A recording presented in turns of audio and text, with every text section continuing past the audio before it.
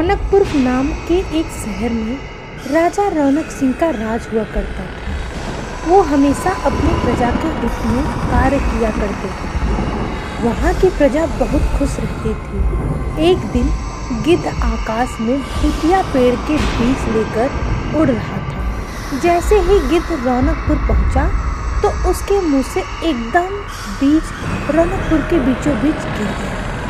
वो बीज भूतिया था, इसलिए अगले ही दिन वो पौधा बन गया। वहाँ के स्थानीय निवासियों ने जब पौधे को देखा तो हैरान रह गए, क्योंकि पौधे का रंग काला था। बाद में लोगों ने आपस में चर्चा की और यह समझा कि खेत में उगने वाला कोई घास पात या वनस्पति होगी। दूसरे दिन वो पौधा काफ़ी बड़ा हो गया। लोगों को और ज़्यादा दुविधा हुई कि एक ही दिन में ये पौधा इतना बड़ा कैसे हो गया। होते होते वो पौधा तीसरे दिन पेड़ बन गया।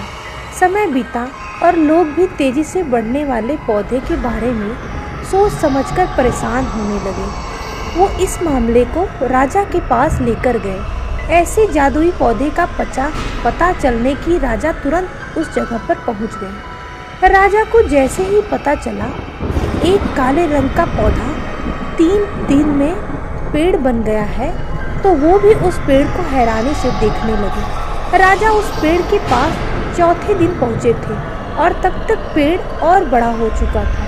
वो इतनी तेजी से फैला जा रहा था कि किसी को यकीन ही नहीं हो रहा था। राजा समझ नहीं गए कि रंग काला है, इसमें जरूर कुछ जादू टोना होगा। इसलिए सोच के साथ राजा ने घोषणा कर दी कि जो भी इस पेड़ को खत्म करेगा उसे वो इनाम के तौर पर 1000 सोने के सिक्के देंगे। यही नहीं, राजा ने यहाँ तक कहा कि पेड़ को खत्म करने वाला व्यक्ति मेरी मृत्यु के बाद मेरी गद्दी पाने का हकदार भी बनेगा। इतनी बड़ी घोषणा सुनने के बाद हर कोई पेड़ खत्म करने के लिए अपना दिमाग लगाने लगा।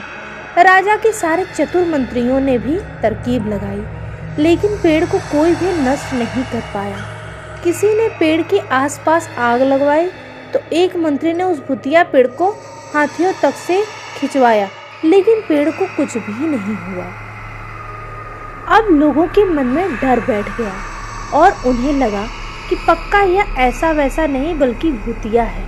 तभी उस गांव के एक समझदार व्यक्ति को राजा की घोषणा का पता लगा। जानकारी मिलते ही वह अपने गुरु के पास भूतिया पेड़ से जुड़े रहस्य को जानने के लिए पहुंच गया। गुरु जी ने अपने ध्यान की शक्ति को एकत्र करके देखा और उससे पूछा, क्या तुम पेड़ को खत्म करना चाहते हो?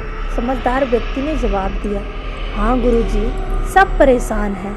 गुरुजी ने बताया कि उसे खत्म करने का एक ही तरीका है। इसके लिए तुम्हें उस पेड़ के आसपास नमक डालना होगा। इस तरकीब के बारे में जानते ही वो व्यक्ति तेजी से राजा के पास गया और कहा कि इस पेड़ के आसपास आपको नमक डलवाना होगा। ऐसा करने पर ही यह पेड़ खत्म होगा। राजा ने अपने सैनिकों को ठीक ऐसा ही करने को कहा। सैनिकों ने मिलकर पेड़ के चारों ओर खूब सारा नमक डाल दिया। नमक डालने के एक दिन बाद ही पेड़ का आकार कुछ कम हुआ। होते होते 5वें दिन तक पेड़ एकदम छोटा हो गया। उसके बाद गलकर वो गायब भी हो गया। उस व्यक्ति की तरकीब काम कर गई और राजा ने खुश होकर उसे इनाम की 1000 सोने की मोहर पहले दी। उसके बाद एक पत्र दिया जिसमें लिखा था कि वो राजा के मरने के बाद उस गद्दी का संभालेगा। वो समझदार व्यक्ति खुश होकर अपने घर चला गया।